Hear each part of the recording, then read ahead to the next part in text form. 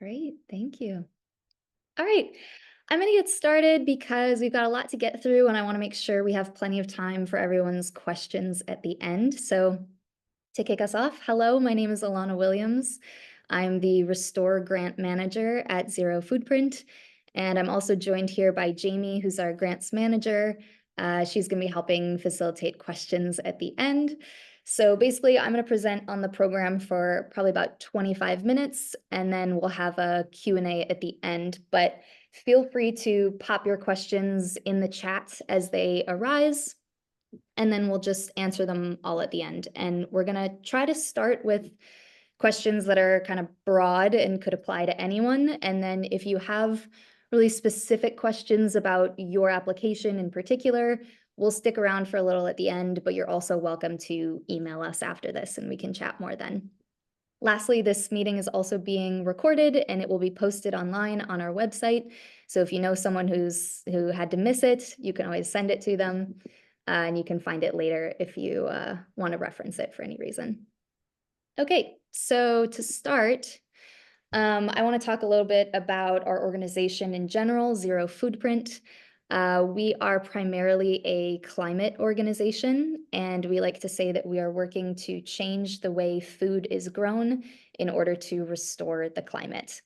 So how it works is we raise funds from a variety of sources, individuals, member businesses, grants, philanthropy.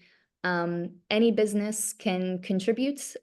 We typically encourage people to donate a 1% of sales, but there's other kinds of contribution models that we have. And so if you know of a business, often it's restaurants or food-related businesses, but really any business can join from anywhere in the world. So if you know of someone who might be interested in joining as a member, please get in touch with us because we always are looking for ways to grow our impact and do more good work out on farms. So this is that model I talked about of businesses contributing 1% of sales, and then that's where we get the money to be able to run these grant programs like Restore. Okay, so Restore is our flagship grant program here at Zero Foodprint, and it's primarily centered around carbon sequestration. And so I'm going to go more into that later, how that relates to the application itself. But basically, here's just kind of an overview of the program. You're welcome to apply for anywhere from 1 to 4 approved management practices, and you can bid for up to $25,000 total to complete those practices. We use the NRCS conservation practice standards since they have clear definitions and implementation guidelines and things like that. And there's a list on our website of all the eligible practices if you're curious and would like to see more about those. But to give you an idea, it's things like hedgerow establishment, prescribed grazing, no-till or reduced till, cover crops, things like that. Basically, we fund conservation practices that have a direct impact on soil carbon. So for instance, something like building out the infrastructure on your farm to improve your on-farm compost operation, unfortunately, that would not be eligible. But if you were to apply for compost application itself, that would be eligible since it's directly improving the soil health. And then we do require technical assistance. You would select a technical assistance provider to work with on this project, and you'll list them in your application. But Zero Foodprint does cover the cost of that if there is any fees associated with their time. And then if you are selected for a grant, you will have 12 months to complete the scope of work that you applied for. So be sure to keep that in mind as you're applying, that you want this to be a realistic scope of work that feels feasible for you to do over a span of 12 months, because once you're awarded, that scope of work cannot change. Okay, eligibility. Basically, this grant is open to anyone who's producing food for human consumption. That can be food or beverages, but things like tobacco or fibers would not be eligible. We also do require property owner approval. So you do not have to own the land that you're farming, but as long as you have permission to take on these practices, that works for us. And then we also ask that you attest that these practices would not be possible without this grant funding. And that's pretty much it. We intentionally try to keep it very broad around eligibility. But if you have any questions on whether you would be eligible, you can ask us in the chat, or you can always email us at grants@zerofoodprint.org. And then lastly, funds can be used for any supplies, labor, services, equipment that are required to complete the practices that you were awarded for. I will just say that sometimes really large expenses, like an equipment purchase, for instance, might make your application a little less competitive, since we score projects based on cost efficiency. So again, I'll go into that more, but just a heads up on that. Okay, technical assistance. Like I said, technical assistance is required for all projects, because the technical assistance provider has to validate that practices were carried out in accordance to NRCS practice standards. So this person could be a NRCS employee. It could be a member from a university extension office, an employee of a resource conservation district, a nonprofit that specializes in conservation assistance, or it could just be a seasoned individual who's done this kind of work, providing technical assistance for climate smart projects in the past. If you have any questions around if the person you're looking to partner with as your technical assistance provider would be eligible, again, just reach out to us. You can email us and we will let you know, kind of judge it on a case-by-case basis. So once you select your technical assistance provider, you will list their contact details on your application, and you'll also upload a quote from them. And they will basically be your resource for any on-the-ground questions you may have around practice implementation. You know, how should this practice be carried out? How many trees, things like that. And so I recommend staying in really consistent communication with them, particularly before and during practice implementation. And then, like I said, they will validate at the end of the project that everything was carried out correctly. So that will probably involve a site visit, take a few photos, and they'll fill out a form, which then would unlock your final grant payment. And last thing, again, the quote for technical assistance is in addition to your bid. So you could bid $25,000 and $2,000 for technical assistance, for instance, and be awarded the whole amount, $27,000. So it's additional to your bid. Okay, and then there are two ways that you can get a boost to your application. The first way is if you are a historically underserved grower, and that is something that you would self-identify on the application, or if you are within the supply chain of any of our business members. And again, you'd put that in your application. And so if either of those are true, you'd get a 30% reduction in your cost per ton, which I'll explain in just a second, but basically it helps your application. Or you can also be eligible for both boosts, in which case you would get a 50% reduction in your cost per ton if you had both. That's kind of the maximum amount you can get. Okay, so now to explain what I mean, I'm going to go into the scoring, how we score projects. And this is really the peek behind the curtain and probably the most important part of this whole presentation. So essentially, we score projects based on the cost per ton of carbon sequestered. And then we're looking to fund projects with a relatively high carbon sequestration rate for a relatively low cost. So we want a cost per ton. You want your cost per ton to be as low as possible, basically. And so I'm going to show you how we calculate that so that you can calculate it yourself as you're putting together your application. So here at the top, we have the grant project bid. And that is everything you're bidding for all of your practices. It could just be one practice, or it could be all 4 practices, whatever it is. And then we add that to the TAP estimate. That's that quote directly from your provider. And then together, those become the total cost of the project.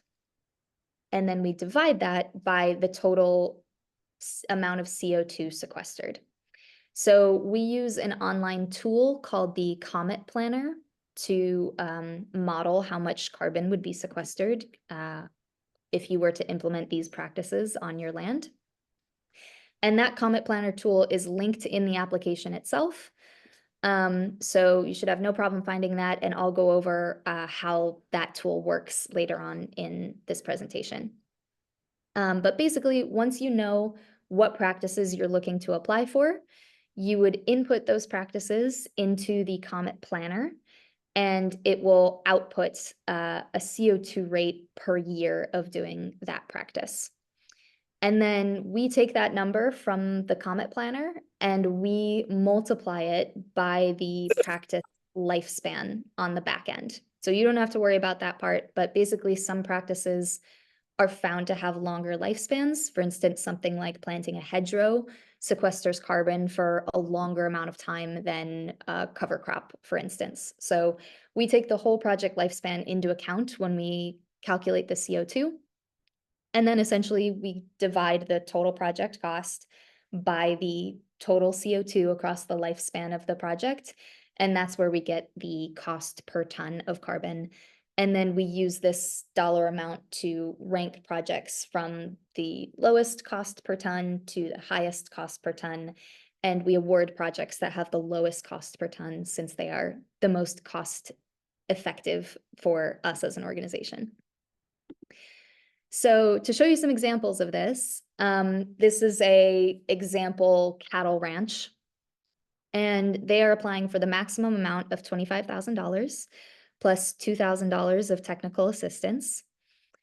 And then let's say they're doing 2 practices, they're doing range planting and they're doing prescribed grazing. So there's practice 1 and practice 2, and together those come out to 200 tons of carbon. So when you run all the math, that comes out to $135 as the cost per ton of carbon. And then to look at another example, this is an almond orchard, and they are also applying for the full amount of $25,000 plus $2,000 for technical assistance. But they're looking to plant a hedgerow. And so that hedgerow is going to sequester 60 tons of CO2 every year for 15 years, which comes out to 900 tons of CO2. And when you do the math there, it comes out to $30 a ton. And then let's say this producer is also historically underserved, they're going to get that 30% boost, which kind of comes out to like a discount almost on their cost per ton, which brings their cost per ton down even more to $21 a ton. So this project would be more likely to be awarded than the cattle ranch we saw above. And so as you can see, it's not really about like specifically what practices you're applying for, but it's more about this ratio of cost per carbon sequestration. So if your CO2 value is lower, you could consider bidding less to kind of rebalance out this ratio in your favor. Another way of making your application more competitive would be to cost share. It's very simple to do in the application itself. Basically, we ask for the total estimated cost of doing each practice. And then we ask for what you're bidding for that practice. So you might say, oh, it's going to cost me $15,000 to plant this hedgerow, but I'll provide some of the costs and I'll provide some of the labor. So I'll just bid $10,000 and that'll be the bid amount. But the true cost estimate is 15,000. And then the application itself will notice if there's a discrepancy between those two numbers, and it'll just ask you at the bottom more about that cost share. And so the cost share can be internal or external, meaning it can come from another grant you were awarded, or it can just come from your own funds, the business funds. And we just ask where that cost share is coming from. And then the last thing to note on cost sharing is that it cannot exceed 2 times the total project bid. And that's just to create kind of an even playing field among all applicants. Okay, so this is Comet, that carbon modeling tool I mentioned earlier. So there's actually 2 versions of it. So what you're looking at now is what you'll see if you are applying from Colorado or from one of our Northwest states. But it's pretty simple. Basically, step 1 is identifying your state and county, and then step 2 is identifying the land type that you're looking to do the practice on. And once you've filled out those 2, you'll scroll down and it will show you a list of eligible practices. And you'll select the practice you're interested in. It might ask you a clarifying question about how the practice will be carried out. And then you'll scroll down further and it'll populate that practice in a table. And that's where you'll fill out the acreage or linear feet that you are looking to do that practice on. And then this number on the right, this total CO2 equivalent, this is the number that you will input into your application when it asks for the CO2 amount from the Comet Planner. So we got 46, and then you will also hit download Comet Planner results, and then you will upload it. It should download as a PDF onto your computer, and you will upload that to your application as well. And then this is what it looks like in California. Essentially, it's the same general process. Fill out your county, you'll fill out the agricultural system you're looking to do the practice on. It will populate this one's a drop-down menu. I don't know why they changed that, but a drop-down menu, and then it'll ask maybe some more specific questions about the practice. One thing to note on this is sometimes this little button needs to be clicked to select the payment scenario here. Otherwise, it won't populate it in the table below. So something to look out for. And then again, it will populate it in a table and ask you, over what acreage or linear feet you're going to do this practice. And it'll give you the CO2 equivalent and the ability to download it. The last thing I just want to point out here is that this estimated payment value, this is for a different use of the Comet Planner. I believe HSP, Healthy Soils Program, uses that, but we do not use this. So for our purposes through Restore, the bid is based on your own calculations of what you think it will cost to implement this practice on your land. So you have the flexibility to say, actually, I think it's going to cost this much because of X, Y reason, and therefore I'm going to bid more for this practice, or maybe I'll bid less for this practice. So that's definitely not something you have to abide by.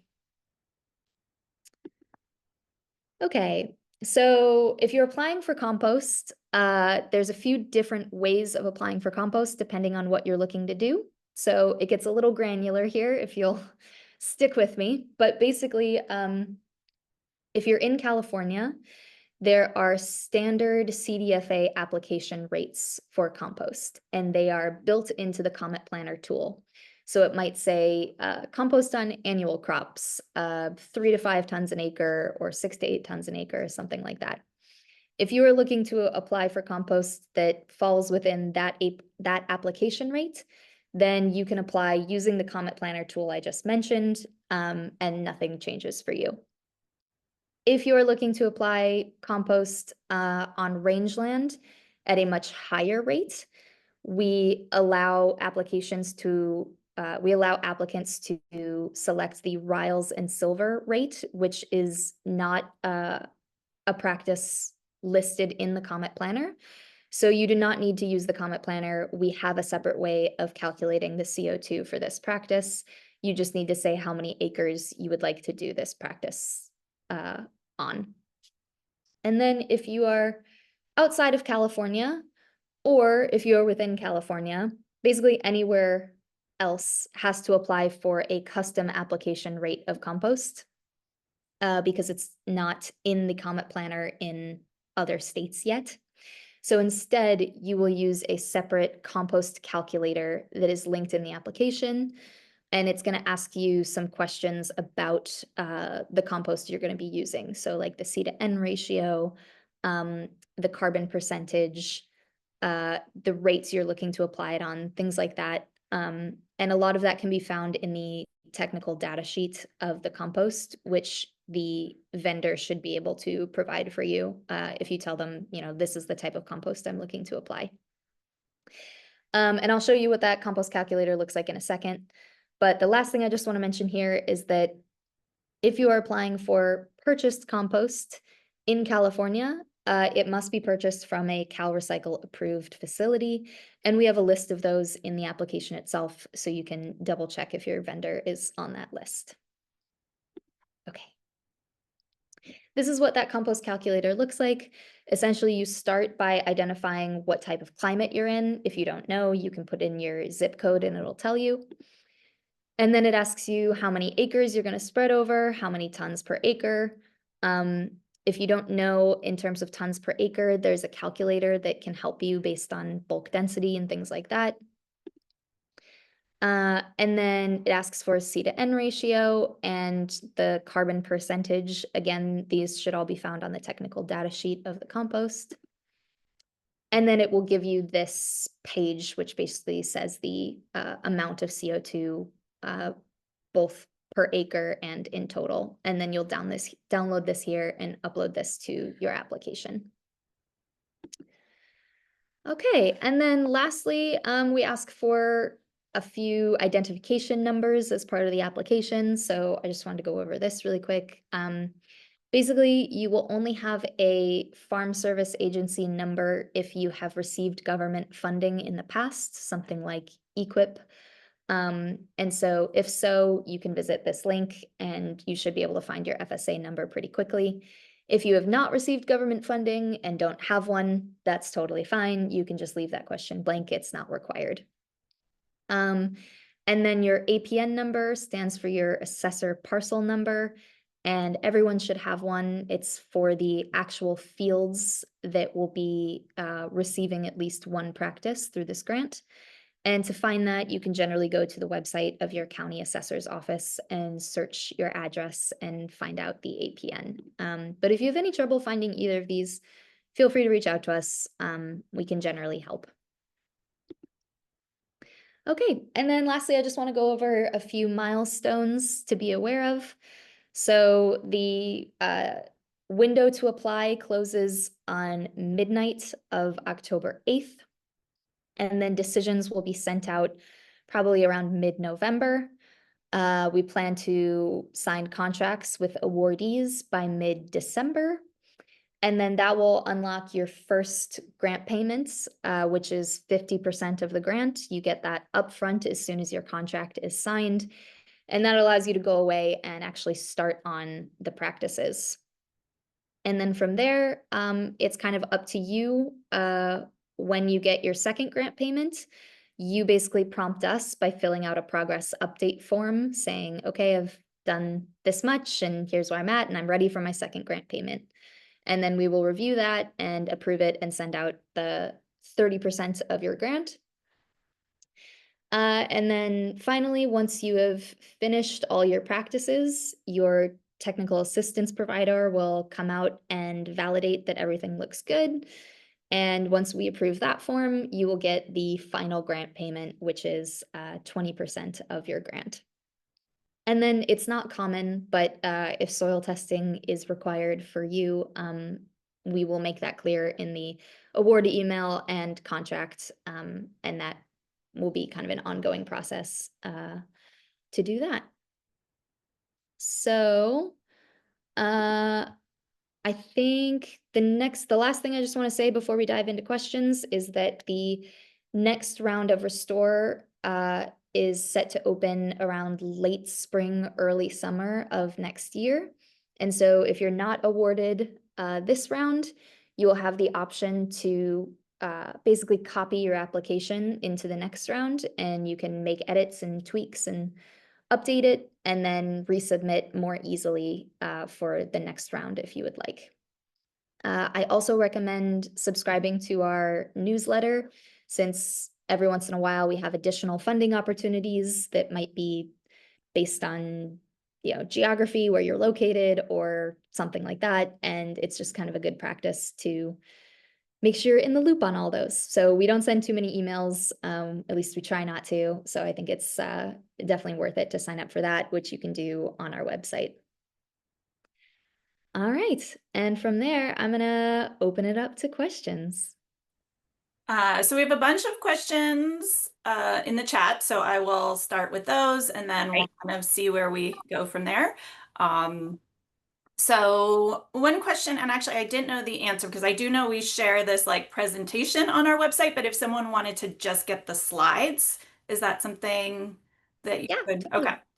Yeah, feel free to email grants@zerofoodprint.org, and I can share the slides. But also, if someone would ever like me to present to an organization or something like that, I'm happy to do that as well. So feel free to reach out. All right, so a couple of people had questions about the target cost per ton that someone should be shooting for. Obviously, lower is better, but a range. But could you give us a range of what gets funded? What just a kind of a target while working on their bids, and then sort of an example. If our cost per ton is above the range, would we not even bother submitting an application? Yes. So this is the golden question, and it's always so difficult to answer because it is dependent on so many things and changes from round to round and is different from state to state. So California, I can tell you, tends to be our most competitive state. We in the past have gotten hundreds of applications even in one round. And in rounds like that, the cost per ton that's awarded on average can be as low as like $10 to $15. I think that, while low, might be a trend that continues. And I will say that's with boosts factored in. So the true cost per ton might be a little bit higher than that. I also think that to get your cost per ton that low, there is a fair amount of cost sharing involved usually.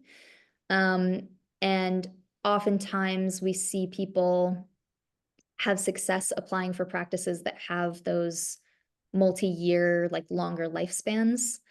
One that's popular is compost on perennial crops, because it sequesters carbon for 3 years and tends to have a pretty strong CO2 sequestration value. But again, there's many ways to put together a competitive application. So I'm just spitballing some trends I've seen. In Colorado, the cost per ton tends to be a little bit higher, though that wasn't the case last round. But I would say like in the $20 range, somewhere in there. And we tend to see a lot of like woody biomass plantings do well in Colorado. So like tree and shrub establishment, hedgerow establishment, things like that. And then the Northwest, it's really hard to say because this is only our second time doing a full round in the Northwest. And so I kind of am hesitant to even give a kind of average on that one, because I think it's a little too soon to tell. And then as for the last question, if it's still worth applying, I think it is. I always think it's worth applying, because the truth is we like to have it be kind of like a by the book, top down. We fund projects from the lowest cost per ton to the highest cost per ton. But occasionally there are other factors that come into play. For instance, we might have we got a grant for that has to be spent on compost in this particular county. And so because of that, we have a project that has a little bit higher than average cost per ton, but it fits those parameters. So we're going to fund that one. So you never know, there might be something like that that makes your application more competitive. This sort of ties into it, but are smaller acreage projects less likely to receive funding? We get this question a lot because I think when people see the way the score is kind of calculated, you can see how a smaller farm would have a harder time getting a lot of carbon sequestration. But I will say that doesn't tend to be the case. We've actually funded quite a few projects that are, 10 acres or less. I will say they tend to be for smaller grant amounts.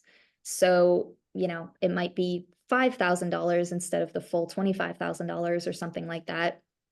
And again, I'd say in those instances, if you're looking for a smaller acreage, there are certain practices that can kind of maximize CO2 on a smaller plot of land. So again, that's things like hedgerow establishments, or tree and shrub establishments, or even like riparian restoration is one that has a long lifespan. So it doesn't have to be over a huge acreage to have a big effect.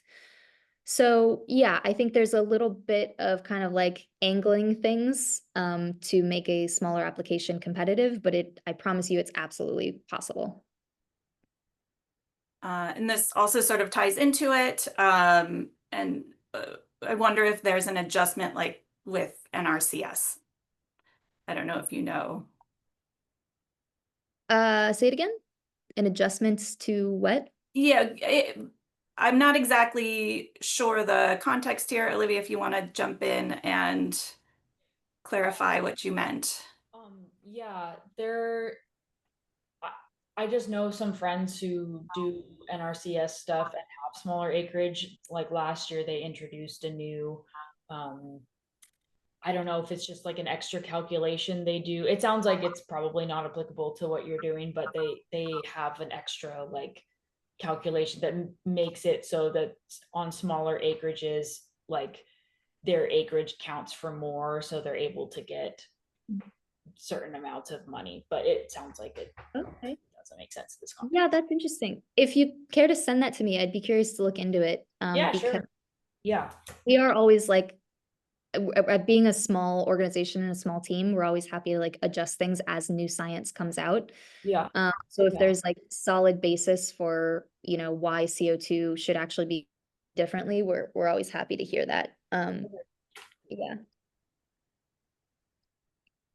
Great. Next question for comment. We work in 2 different counties. Will we need to submit 2 separate comment planners? Yes. Interesting. I hadn't thought of that before, but yes, in that case you would, since it might vary slightly from county to county. The next question I think is maybe for the group. Alana, maybe you have some info about this. Anyone else, if they want to jump in? Anyone in Northern Oregon having luck getting our woefully understaffed NRCS offices to help out with this type of thing as a TAP? So also maybe generally resources for finding a TAP. Totally. I know that's been a pervasive problem lately, and so I totally am sympathetic to that. Yeah, I will say I think like Google search can go a long way because there might be an individual who you're not aware of who, not too far from you. I know the NRCS has a directory online of individuals. I found the user experience isn't always great on that one. But yeah, I'm open to hearing people's ideas. Also, if you have looked and you're really struggling to find someone, you can reach out to us because there might be someone in our system already that someone else used on a grant that we can try to pair you up with. So we don't want this to be like a serious barrier to you being able to apply and get funding. So if it presents a significant challenge, always get in touch with us. Right, the next person had a couple of questions, so I'm gonna go down the line. Are there any nuances being taken into account in addition to the comet planner? For my case, I would like to plant 4-year-old trees that will actually survive our high desert farm versus cuttings that will immediately die. Please advise. So the question was, sorry, if there's other factors in the scoring besides the CO2 value? Correct. To be honest, I'd say, for better or for worse, the application scoring, we try to keep it as objective as possible. And so that means it is very numbers based and quantitative. I always get those confused, quantitative. We do look at other things, of course, but I think it's the other aspects of the scoring are more so kind of like making sure all the boxes are being checked around eligibility and around, that the boosts are accurate and that you're, everything is kind of fitting in the parameters. But like I said, there are sometimes other factors that go into the scoring if we have dedicated funding in a certain area, or something like that. But it is primarily based on CO2. Next question. For the compost application, there was not an option for rotational grazing. Should I select beef feedlot manure?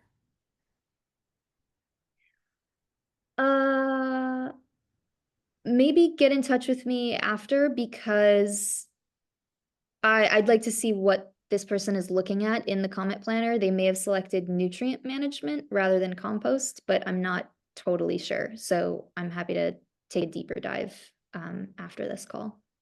Great. For strip planting, how is this calculated? How do you know the density of planting and how far this will span? So I'm not really an expert on practice implementation. So I think the questions around implementation would better be suited for your technical assistance provider. And so they should be able to answer something like that. Otherwise, I would defer to the practice guidelines set out by the NRCS. But we kind of are the funding agency. So we go, as long as your technical assistance provider is happy that you're following NRCS practice standards, that's good for us. And last question from this producer, is a hayfield considered grassland or cropland? That's a great question. I want to double check on it, but my thought would be grassland. Is that other people's experience on this call? Okay, we don't know. All right, we'll look into it. I'm gonna write that down. Next question, can staff time be included in cost calculation for the conservation practice? Can staff time be included in the Sorry. cost? When you're calculating your bid cost, can kind of staff time be part of that?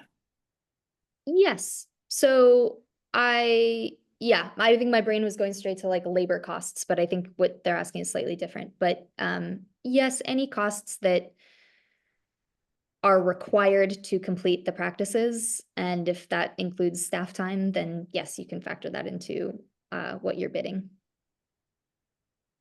The next question is, do you have an average cost per hour for a tap? I don't, because I know it can vary widely depending on if the organization providing it. Some don't charge fees at all, like NRCS offices don't charge at all because they're government funded. I know RCDs sometimes have dedicated funding for things like this from various grants or things. Sometimes they don't, sometimes portions of it can be covered. So I defer to them to provide their quotes. I will say sometimes they want to know a little bit more about what's required through the grant in order to give an accurate quote.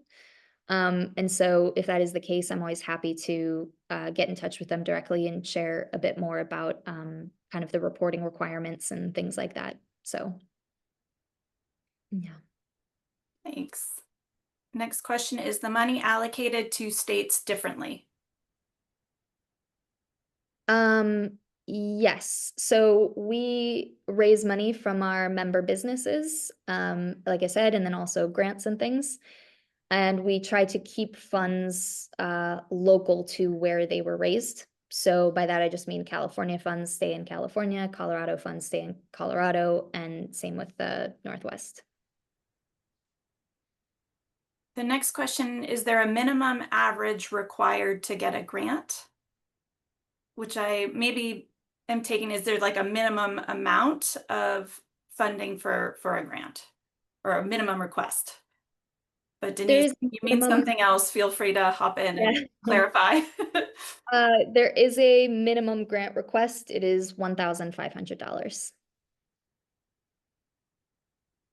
Moving on, our grazing management addresses manure distribution on our pastures. Is this considered an application of compost, or do I need to bring in more compost from outside?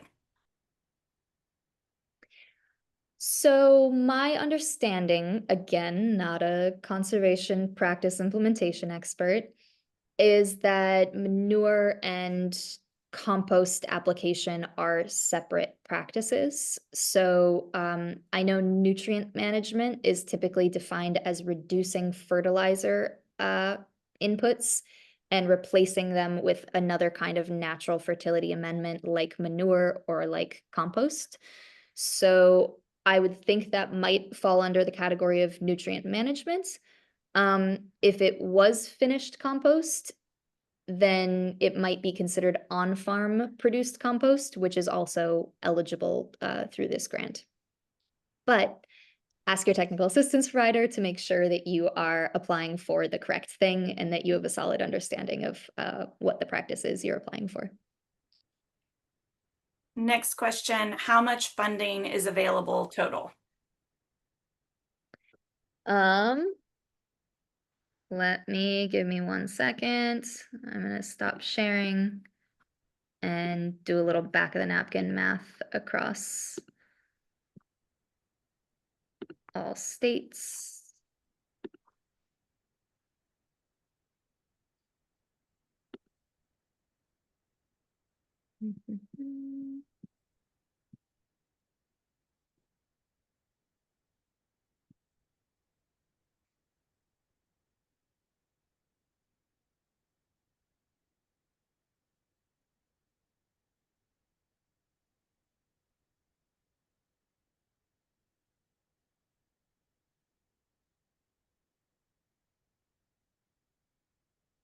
Okay, we have a little over $260,000 that we're going to be awarding this round. Next question is about asking if you could explain a little bit more about how the boosts work. Yeah, sure. So essentially, there's 2 ways of receiving a boost on your application. If you are a historically underserved farmer and rancher, and we use the NRCS definition of that. So that is anyone who falls in one of the kind of racial categories of historically underserved.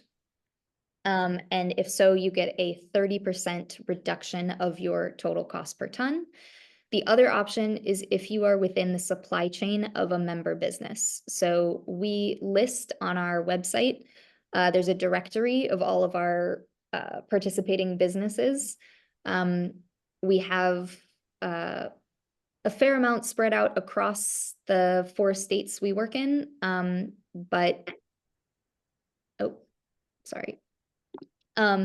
fair amount spread out across the states we work in. And so if you supply to, one of the restaurants or cafes or bars or whatever, you can get a 30% reduction on your cost per ton that way as well. Neither of these are necessary to having a successful application. It does just help boost it a little bit, but I wouldn't worry too much about kind of forcing one of these. it's definitely not required. Next question, if we are already working with NRCS, can we cost share with them? Yes, like cost share on the practices themselves or on the technical assistance or no, there's no technical assistance cost for NRCS. Yeah, absolutely. I think that's I encourage that. And again, you'll just list where that cost share is coming from. And the other thing is it's important to note that if you were already planning on doing a scope of work with another organization through another grant, something like that, that what you apply to restore for should be in addition to that. Again, that's kind of that additionality that it wouldn't otherwise happen without these grant funds.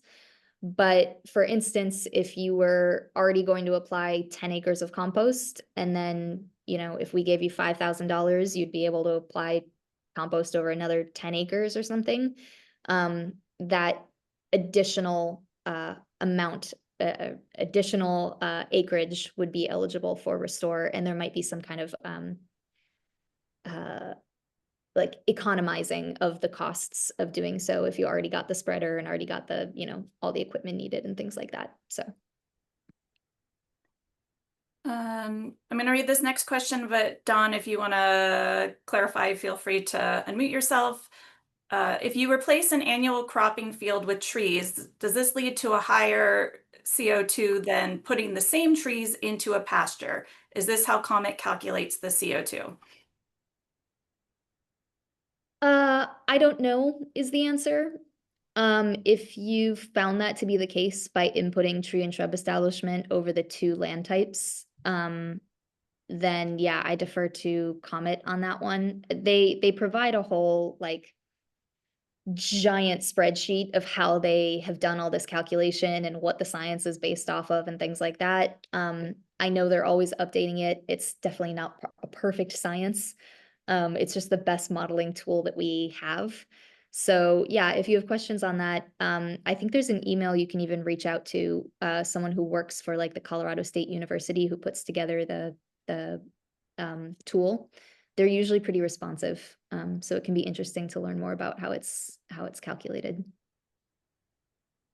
Next question, you already answered about projects that might be in two different counties. Is it possible to apply with a project when operating in two states? Interesting. I think so, assuming both those states are eligible for restore, I'm gonna assume. Yes, it's totally possible. I might recommend you'd probably just want to create two separate applications, and have one be for the scope of work happening in one state and one be for the scope of work happening in the other state. I think that's kind of the simplest way for us to process that request. But yeah, absolutely. Next question, is mulch considered compost in this program? No, it's not. That is a separate practice, mulching, which you're absolutely able to apply for. I will say I've noticed that one doesn't have the strongest carbon sequestration value. That's not to say we don't fund it. I would just say it's usually in combination with other practices that do have a stronger carbon sequestration value. So, you know, maybe you're doing mulching in addition to compost or in addition to tree plantings or something like that. Connor's question is next. Again, I'll read it, but feel free to hop on if you want to clarify. Regarding the question about nuance in Comet Planner, sometimes what you are trying to do doesn't fit exactly into Comet Planner. Should you just pick the practice that most closely resembles the practice you are attempting? For example, silvopasture could be planting trees in a place that you typically graze or having animals in a wooded area, but Comet Planner doesn't have both of those. Or for example, some folks do a multi-row hedgerow, but the hedgerow planting option only includes single row. Should we multiply the acreage by the number of rows?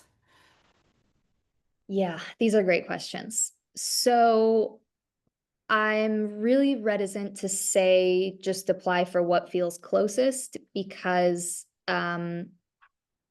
we don't want to get into a situation where you're awarded for something and then your TAP comes in and says, hey, actually, this isn't what this practice is.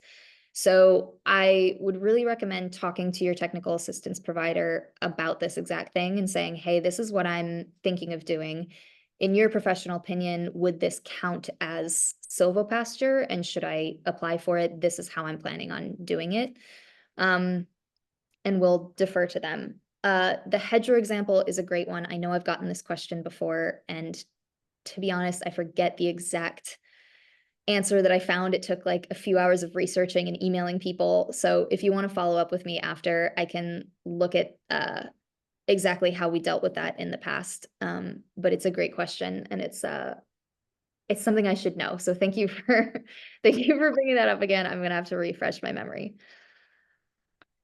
We're getting to the end here. Will an application with free technical assistance be ranked higher than an application with technical assistance that charges something? Yeah, so unfortunately, that is just kind of a reality of the way things are, that if a project has an application has a really high cost for technical assistance, that makes it less cost effective on our end to fund it. But I will say that's not a requirement then that you have to have $0 for technical assistance. It is extremely common that there is a cost for technical assistance. It's usually anywhere from like 5 to 20% of the bid itself. But we have funded projects that have a relatively high cost, or sorry, a relatively high cost for technical assistance relative to the bid if it had a huge CO2 sequestration value that the ratio still made sense. Yeah. Denise, thank you for clarifying. It was actually, is there a minimum acreage to receive a grant? Got it. No, there's definitely not a minimum acreage. Yeah, I should look at what the smallest amount is we've awarded, but my guess is it would be like, well under 5 acres, maybe even like 2 or even less. So definitely can be small operations, and we encourage that. Like I said, it's just kind of a matter of picking practices that make sense for that smaller acreage, that have a strong CO2 value, and understanding that the bid might have to be smaller to reflect a lower CO2 sequestration value than what a large operation could do over a large amount of acres.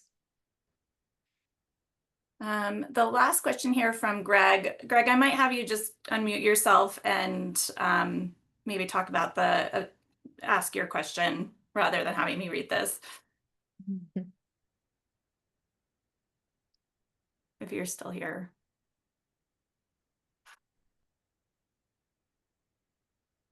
There we go. Hi, can you hear me? Yes. Hi, yes, we can. Hi. So the question I have is, are any NRCS practices that have a carbon sequestration component as part of them eligible for an application? Specifically, what I'm looking at is we have a large horse facility here that's producing over 200,000 tons of material that's not being composted correctly. And if I was to do an NRCS application for a compost facility with them, we could then turn it to compost, and I could utilize 100% of that in my vineyards. Would that be eligible? Because it has a long-term component. We're going to be doing it every year for decades. Yeah. Or is that sort of outside the scope of what you do? It's a little outside the scope of what we do. Essentially, like I mentioned, it's about the practices that have a direct impact on the soil. So, like you said, you're like, if this happened, I could apply it to my vineyard. So Right. if you were to apply this compost to your vineyard, that is something that would be eligible through this grant to apply for. But I hear you that the cost of setting up all of that to make it happen so that you could then do that compost application might end up just being making the application less competitive, because it might cost you more to set all that up than someone who's just purchasing compost or something like that. So there's a way to make it work if you really wanted to, but generally that's not the type of thing we fund. It's more so just the application itself. So I'd probably be better off trying to fund the actual operation and just buy compost from them. And then I am just getting their, we're getting reimbursed for the purchase of the compost that we apply. Mm-hmm. Okay, thank you. Mm-hmm. All right, another question popped up. Is there any future follow-up with success of a practice? I know plant survivability with things like hedgerows is typically looked at. Yeah, we of course ask that you do your best to keep like a hedgerow alive for as long as possible, especially since our impact reporting is kind of assuming that you are keeping it alive for at least 15 years. But there is no like, 5 and 10-year checkup that you have to still be doing, have to maintain what you were awarded for. The contract term is 3 years, during which time you're still kind of on the hook for if we have, soil testing we need to do, or if we'd like to get some photos for our comms materials or something like that. But no, beyond that, there's no check-in.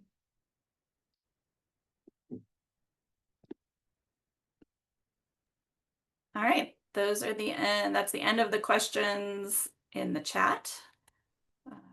So timely. Exactly on time. All right. Well, thank you all so much for coming. We really appreciate you making the time to be here. If you have further questions, you can always reach out to us at grants@zerofoodprint.org. And we'll stick around for just a couple more minutes in case someone thinks of a question, but for most of you, feel free to go and have a great rest of your day. Thank you. Thanks. Thanks, everyone. Thank you.